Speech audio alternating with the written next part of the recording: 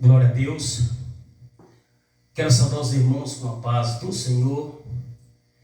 Estou entrando aqui mais uma vez na presença de Deus para estar trazendo mais uma porção da palavra do nosso Senhor e Salvador Jesus Cristo, irmãos.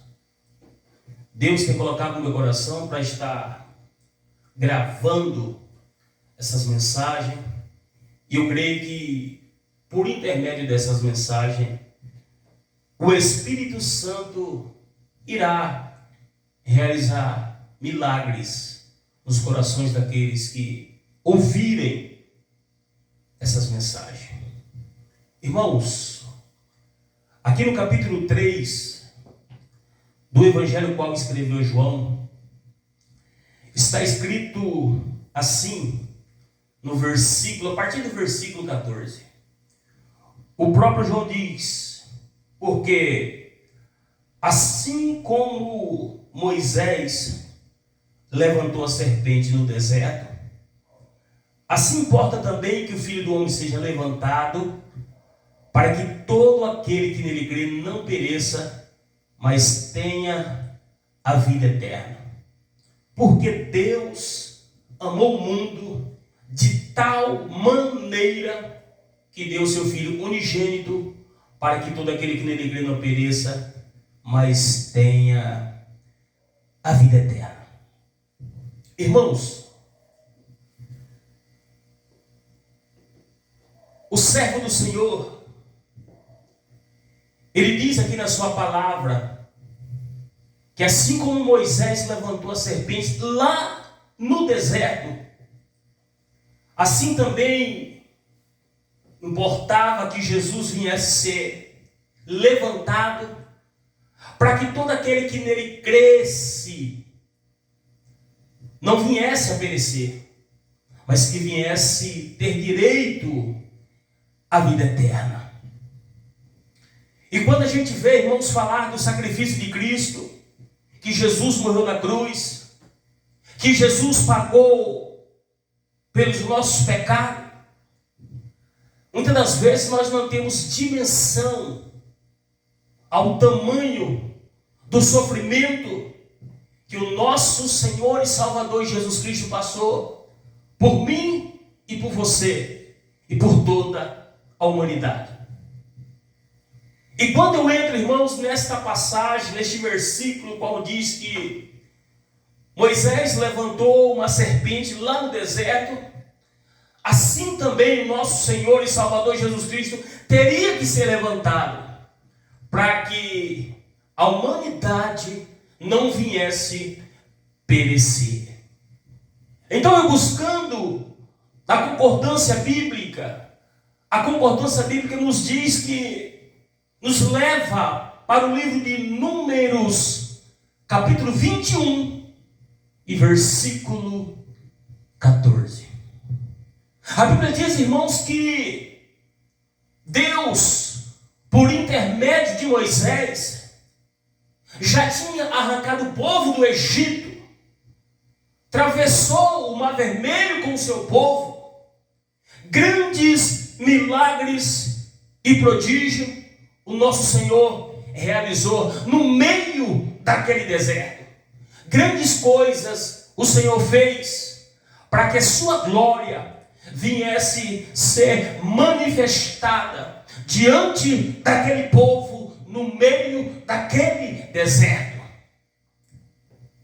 Então a Bíblia diz, irmãos, que Moisés chegou diante da terra de Edom, em frente à terra de Edom. E a Bíblia diz, irmãos, que era tão somente Israel atravessar as terras de Edom e automaticamente entrava na terra prometida, a qual outra hora Deus prometeu aos seus antepassados. E a Bíblia diz, irmãos, que Moisés enviou pessoas até o rei Edom para pedir permissão para que eles pudessem passar pelo meio das terras de Edom. Então disseram ao rei Edom: você sabe o trabalho que nos sobreveio quando nossos pais desceram ali para o Egito? E nossos pais viveram muitos dias ali no Egito. Mas acontece que os egípcios maltrataram a nós e aos nossos pais. Então nós não suportamos mais aquela situação. Ramante orobacanta nabracanta neia, undioudio colmanaia, não suportando mais aquele sofrimento. Nós oramos ao Senhor, nós clamamos ao Senhor para que o Senhor viesse ter misericórdia de nós e viesse intervir na nossa situação. Então o Senhor ouviu a nossa oração e enviou o seu anjo para nos libertar. Agora, rei Edom, estamos diante da tua terra e viemos pedir permissão para que o Senhor nos deixe passar para entrar na terra, o qual outra hora Deus prometeu a nós, os pais. Nós não iremos tocar nas suas plantações, não iremos tocar nas suas vinhas, nem tampouco nos seus poços de água. A gente só quer passar para entrar na terra prometida. E a Bíblia diz que a resposta do rei Edom foi: pelas nossas terras vocês não vão passar. Nossos exércitos já estão preparados, armados com espada, para impedir com que vocês não venham passar pela nossa terra. Então a Bíblia diz que Moisés insistiu mais uma vez: deixa a gente passar pelo meio das tuas terras. A gente irá passar pela estrada real. Nós não iremos desviar nem para a esquerda nem para a direita. E se por acaso alguns dos animais parar para beber água nos seus poços, nós pagaremos por esta água, mas deixa a gente passar pelo meio da sua terra. Ramande orobacanta nabracanta neia, uandiodio colmanaia. A terra prometida estava mais próximo do que aquele povo imaginava. Só que acontece, meus irmãos, que no meio daquele povo tinha pessoas que ainda não estavam preparados para entrar dentro da terra prometida.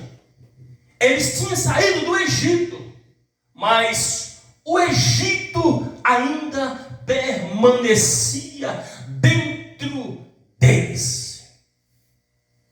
Então a Bíblia diz que o rei Edom colocou o seu exército para marchar em direção ao povo de Israel.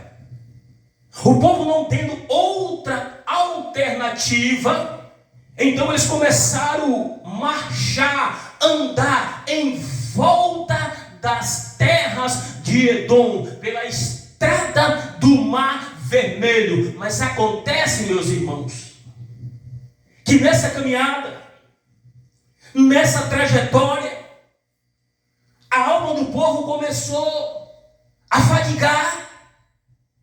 O povo começou a se angustiar, porque o sofrimento era grande no meio daquele deserto. Porque Deus precisava ver o que estava no coração de muitos que fazia parte daquela multidão. Então a Bíblia diz, irmãos, que o povo começaram a falar contra Moisés e murmurar contra o Deus Criador dos céus e da terra. E dizia: Moisés, por que nos fizestes sair do Egito, Moisés, para morrer aqui neste lugar? Aqui nem pão, nem água tem, e a nossa alma já está fácil deste pão vil. Ou seja, nós já estamos com nojo, Moisés. desse pão desprezível e sem valor. Irmãos, deserto não é lugar de murmurar contra a vontade do Deus Criador dos céus e da terra. Porque se com Deus, irmãos, já estava difícil aquela situação, se com Deus já estava difícil aquele processo, imagina se Deus abandonasse aquele povo no meio daquele deserto. O que seria daquele povo? Deserto é lugar de agradecer a Deus, porque ainda que muitas das vezes estejamos na dificuldade, Deus vai suprindo as nossas necessidades e o nome dele vai sendo glorificado por intermédio da minha e da tua vida. Então a Bíblia diz que Deus não suportou, Deus não aceitou, melhor dizendo, aquela murmuração. Então o que Deus fez? Deus enviou no meio daquele deserto serpentes ardentes, cobras venenosas. E a Bíblia diz, irmãos, que todos quanto ia sendo picado por aquelas serpentes ardentes dentro do deserto, a Bíblia diz que todos iam morrendo, porque o veneno da serpente era letal, era fatal. Então a Bíblia diz que aquele povo se desesperaram, aquele povo se atemorizaram. Então a Bíblia diz que eles se dirigiram até Moisés e disseram: Moisés, nós viemos pedir perdão, Moisés, porque falamos contra ti, Moisés, e pecamos contra Deus. Mas acontece, Moisés, que se continuarmos do jeito que está, se a situação permanecer do jeito que está, se a gente continuar convivendo no meio dessas serpentes ardentes, não vai sobreviver ninguém no meio desse deserto. Então a Bíblia diz, irmãos, que Moisés intercedeu perante o Deus Criador dos céus e da terra. E Deus, sendo, irmãos, misericordioso, então Deus deu mais uma oportunidade para aquele povo. Então Deus disse: Moisés, já que essa serpente ardente, através do seu veneno, estão matando muita gente no meio desse deserto, então eu vou te dar uma palavra. Faça uma serpente de metal, uma serpente de bronze, e coloque sobre uma haste no meio do deserto. Aí então, Moisés, será que todo aquele que for picado pela serpente ardente, pela cobra venenosa, olhando para a serpente de metal que está sobre a haste no meio do deserto, não morrerá? Então aí, irmãos, eu comecei a entender por que assim como Moisés levantou a serpente no deserto, assim importaria também que o Filho do Homem viesse ser levantado, para que o mundo não viesse perecer, mas viesse ter direito a tão abençoada vida eterna. Então, irmãos, para que nós venhamos entender, aquilo que o Senhor está colocando no meu coração, aquela murmuração representa a nossa desobediência. Aquela serpente ardente no meio do deserto representa o próprio inimigo das nossas almas. O veneno que saía da boca da serpente significa pecado. E aquela serpente de metal colocado sobre uma haste no meio do deserto representa Jesus sobre a cruz do Calvário. Então, irmãos, quando eu e você desobedecemos a Deus, nós somos picados por Satanás, cuja o veneno é o pecado.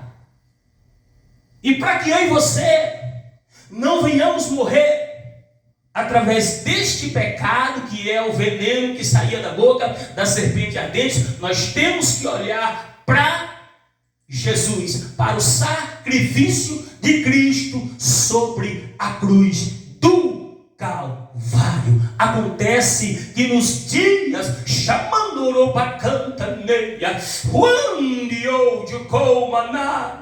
nos dias em que nós estamos vivendo, estão olhando para todos os lugares, para todos os lados, menos para o sacrifício de Cristo sobre a cruz do Calvário. Sem a cruz do Calvário, sem o sacrifício, sem Jesus pregado naquela cruz, não existe salvação.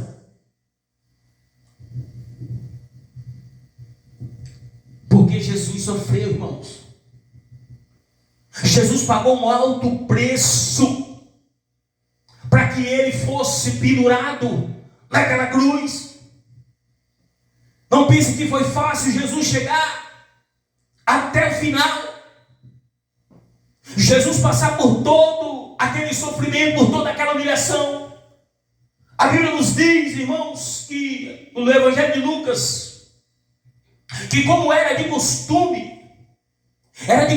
Jesus todas as noites subir para o Monte das Oliveiras para orar ali no jardim chamado Getsemane.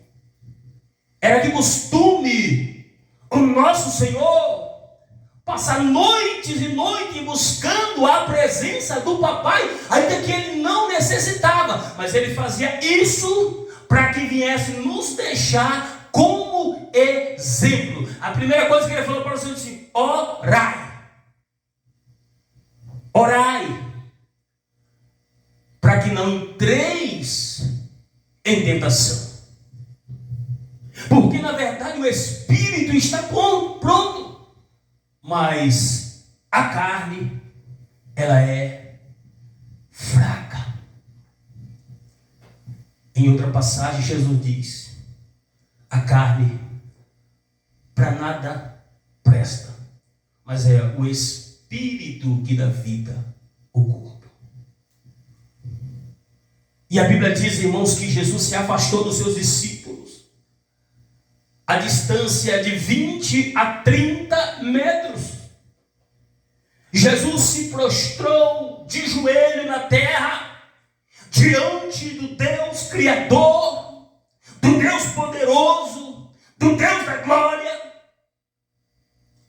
E ele tentou, irmãos, de uma certa forma, se livrar daquele compromisso, se livrar daquela responsabilidade, porque ele já estava sentindo as dores da crucificação, ele já estava sentindo o peso do meu e do teu pecado. Então ele disse: Pai, se tu queres, Pai, se for possível, Pai, passa de mim este cálice, passa de mim este sofrimento, passa de mim esta luta, passa de mim essa provação. Mas foi para isso que Jesus veio.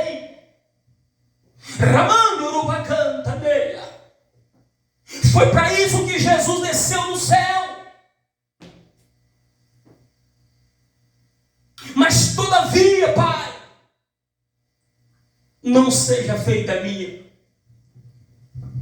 mas a tua vontade. E a Bíblia diz, irmãos, que Deus, o Pai,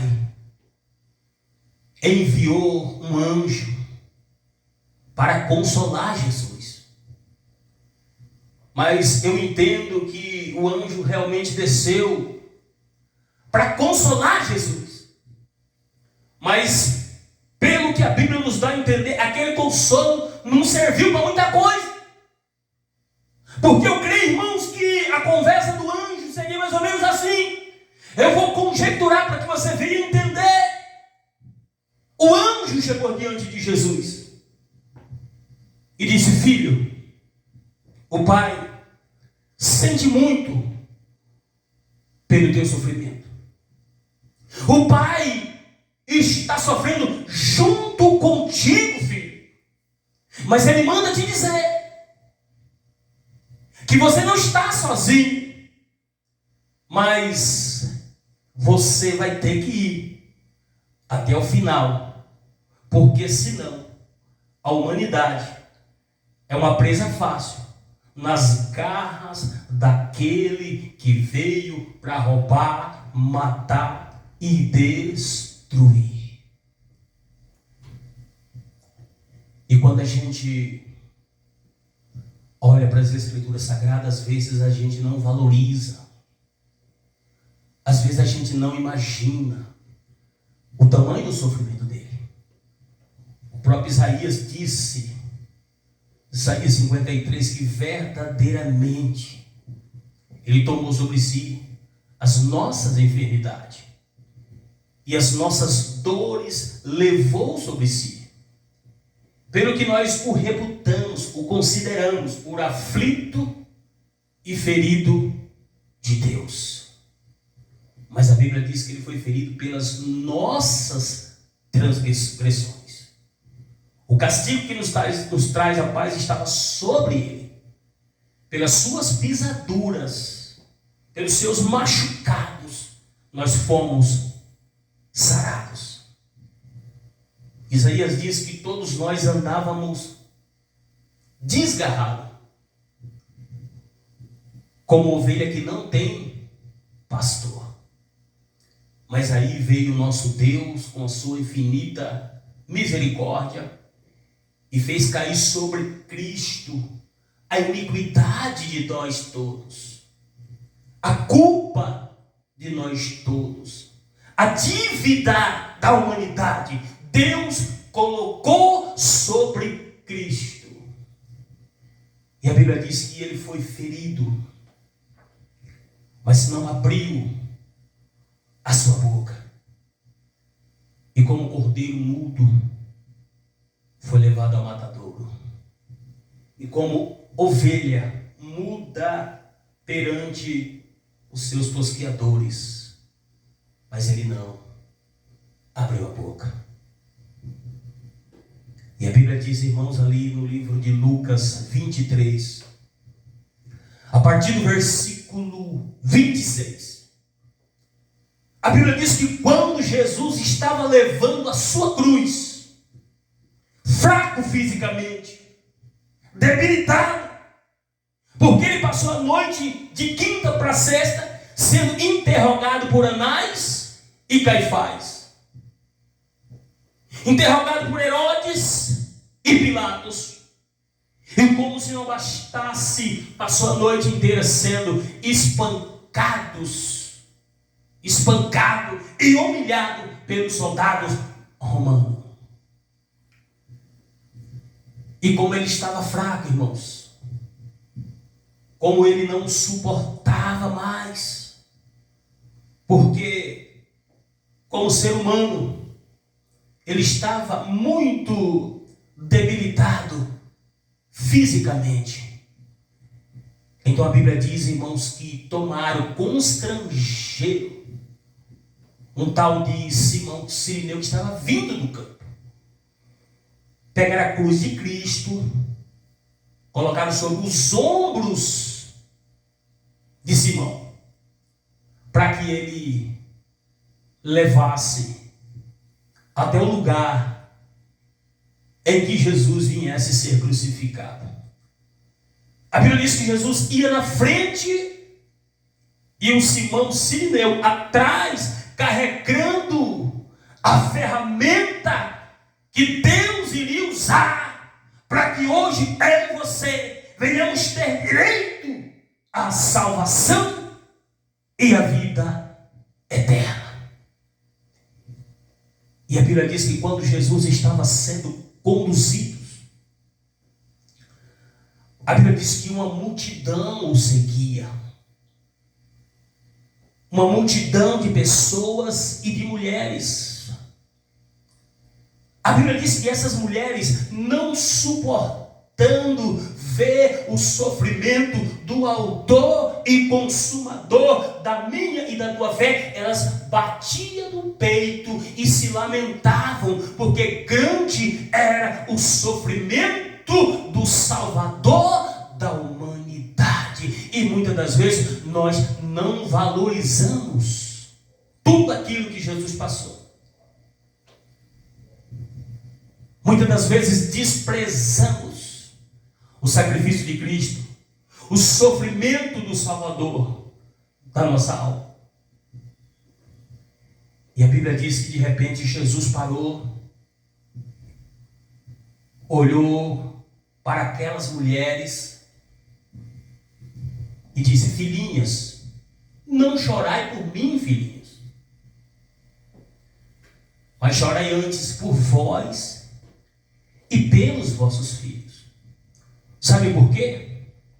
Porque virão dias em que dirão: bem-aventurado a estéril, o ventre que não gerou, e os peitos que não amamentaram. Aqui Jesus está falando do ano 70, quando o general Tito iria invadir, ou já invadiu, porque já ficou no passado, Jerusalém, destruiu a cidade, matou muita gente, e antes de destruir o templo, ele cometeu algumas abominações dentro daquele lugar.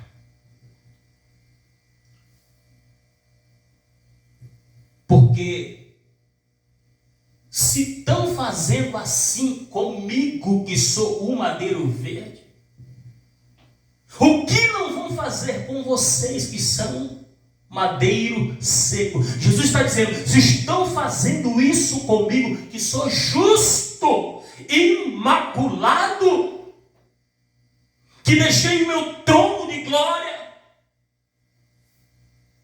para se fazer carne, e através desta carne salvar a humanidade. Imagine vocês que são pecadores desde o ventre da vossa mãe. A Bíblia diz que levaram Jesus, e com Jesus 2 malfeitores, um à sua esquerda e outro à sua direita. E a Bíblia diz que quando chegou num lugar chamado Gólgota, ou caveira, a Bíblia diz que ali o crucificaram. Mas a minha Bíblia diz, irmãos, que mesmo Jesus estando pregado naquela cruz, fisicamente muito debilitado, como eu já disse aqui nessa mensagem, mas Jesus não deixou de cumprir o seu chamado. Jesus não deixou de cumprir o seu objetivo. Olhou para aquela multidão que tinha se reunido ali naquele lugar para participar daquele espetáculo, e começou a dizer: Pai, Pai, perdoa, Pai, porque eles não sabem o que fazem. Muitos estão aqui neste lugar só para participar da profecia, só para se cumprir a palavra e a profecia que saiu da boca dos profetas, mas muitos não sabem nem o que estão fazendo aqui. Só que enquanto, irmãos, Jesus estava preocupado em perdoar aquela multidão, enquanto Jesus estava com o seu coração cheio de amor e graça,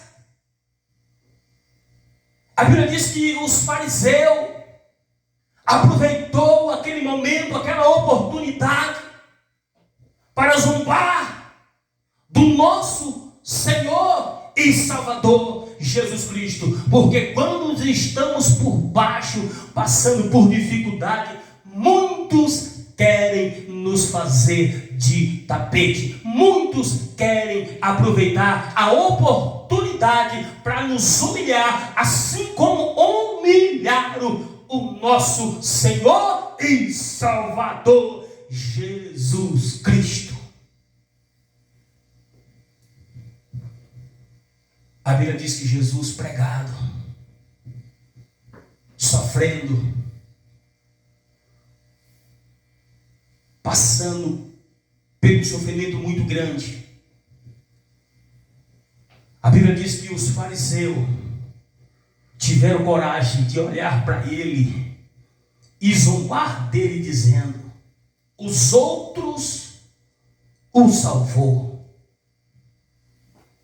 Salva-te a ti mesmo, se tu és o Cristo escolhido de Deus. Quando estamos passando por um momento de dificuldade, quando estamos passando por um processo difícil, muitos querem aproveitar deste momento para nos humilhar. Muitos querem nos fazer de tapete. Aí a Bíblia diz que um soldado romano,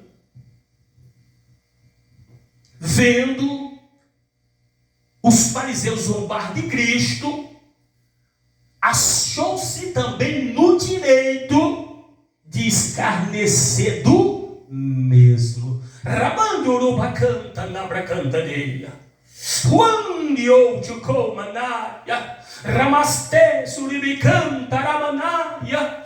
Aleluia, aleluia. Mas a minha Bíblia diz, aleluia, que é o tempo de chorar, mas também é o tempo de sorrir, há o tempo de passar pela prova, mas também vem o tempo de comemorar e glorificar o Deus eterno que está sentado no seu trono, observando a face de toda a terra.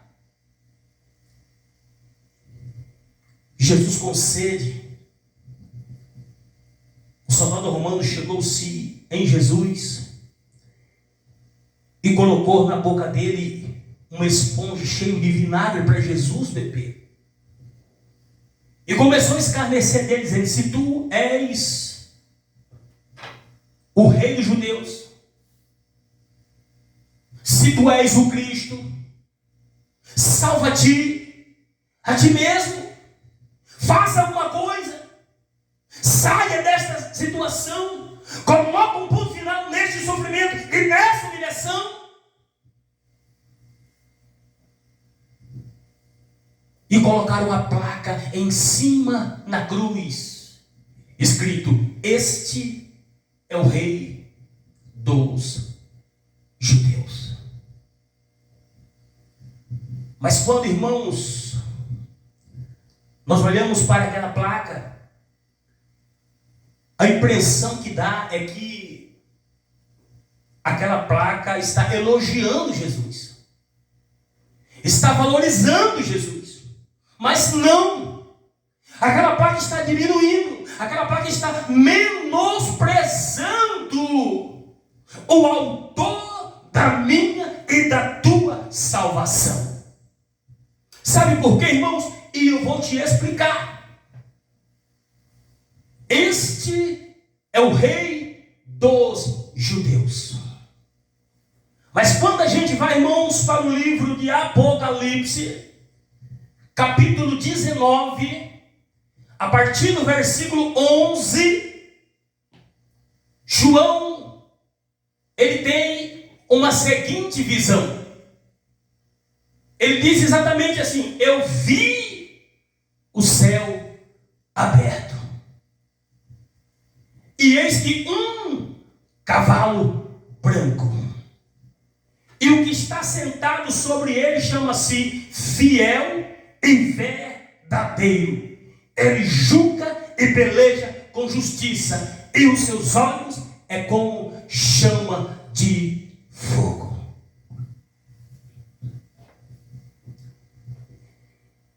E aí João continua: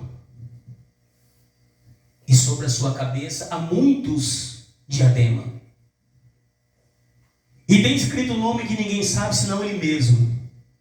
Ele está vestido de uma veste salpicada de sangue, e o nome pelo qual se chama é a palavra de Deus.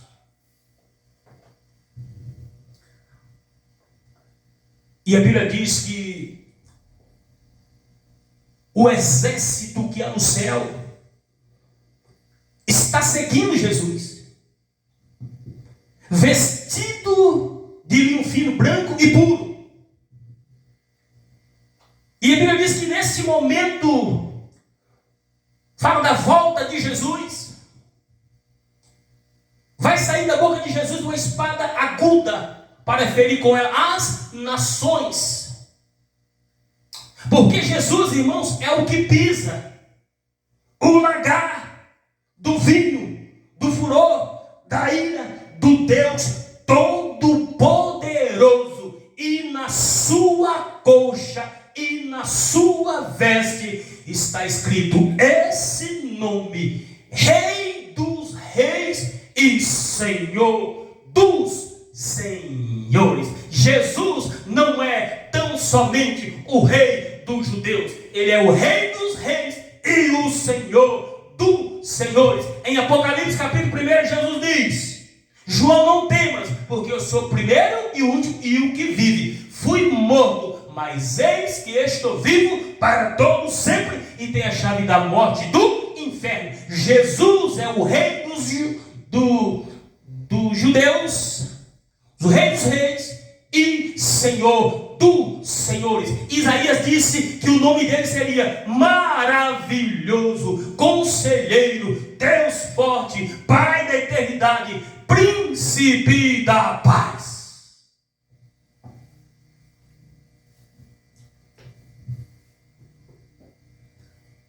E como se não bastasse os fariseus zombar de Cristo, os soldados escarnecer do mesmo, um dos maus feitores que estava crucificado à esquerda achou-se no direito de blasfemar contra aquele, aleluia, que tudo criou, porque a Bíblia diz que no princípio ele era o Verbo, e o Verbo estava com Deus. Todas as coisas foram feitas por ele, e sem ele nada do que foi feito se fez. Então ele olhou para Jesus e disse: se tu és o Cristo, salva-te a ti mesmo e a nós também. Olha a situação, irmãos, que Jesus teve que passar para que eu e você viéssemos ter direito à salvação, para que você não viéssemos perecer, mas viéssemos ter direito à vida eterna. E muitas das vezes nós não valorizamos, porque não conseguimos entender e saber o tamanho do sofrimento de Cristo.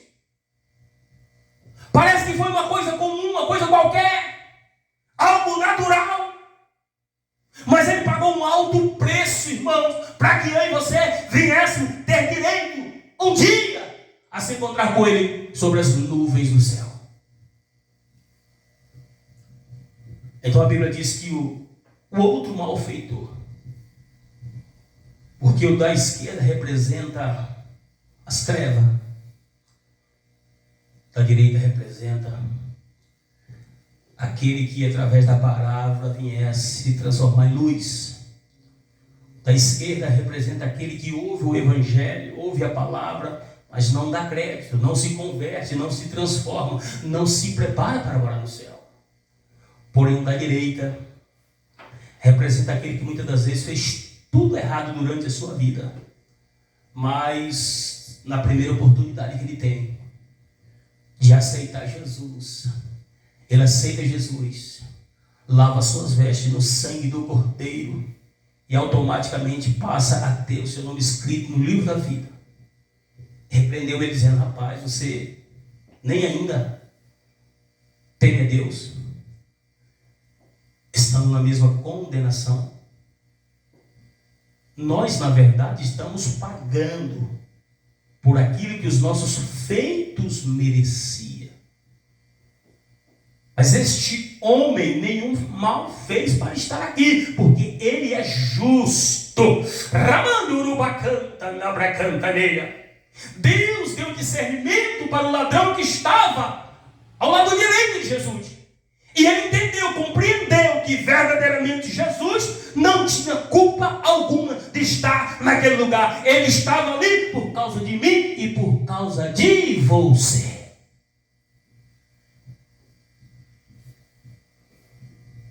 Porque naquela passagem da mulher cananeia, a Bíblia diz que os discípulos intercedem diante de Jesus em favor daquela mulher.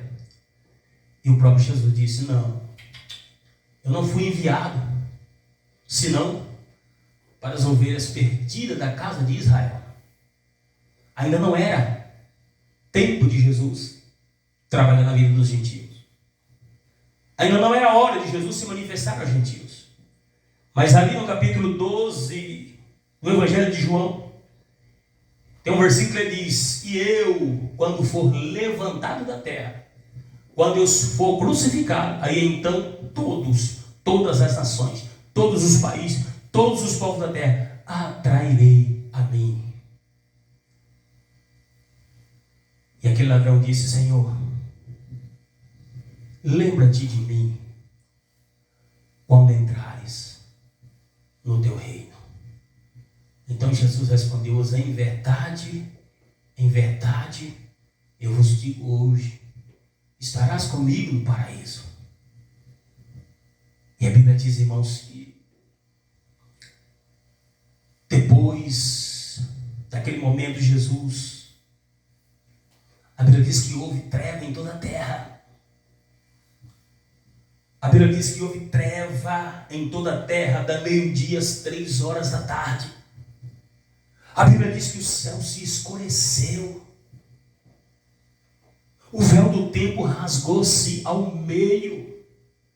Era Deus mostrando para todos que aquele que estava no centro do Calvário não era um homem comum. Era o Verbo que se fez carne e habitou entre nós, para que através da sua carne ele viesse nos trazer a salvação.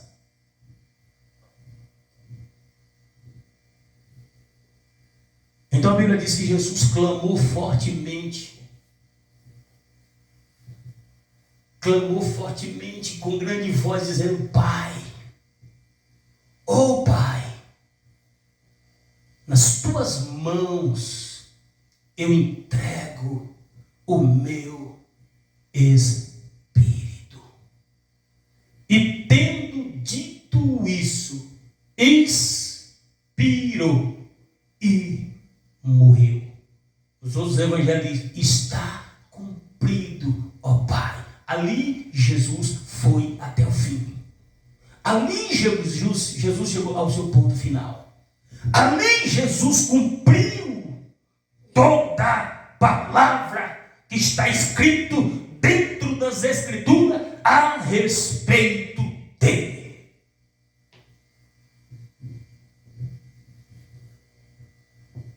E a Bíblia diz que um dos centuriões vendo o que tinha acontecido, começou a dar glórias a Deus, dizendo: na verdade, esse homem era justo. E aquela multidão que tinha se reunido ali naquele lugar para participar daquele espetáculo, voltaram para trás, batendo no peito em sinal de arrependimento. Que não venha acontecer isso comigo e com você. Que nós venhamos aproveitar a oportunidade a qual o Espírito Santo está nos dando. Porque depois é tarde demais. Ele já tinha participado da morte do nosso Senhor e Salvador Jesus Cristo.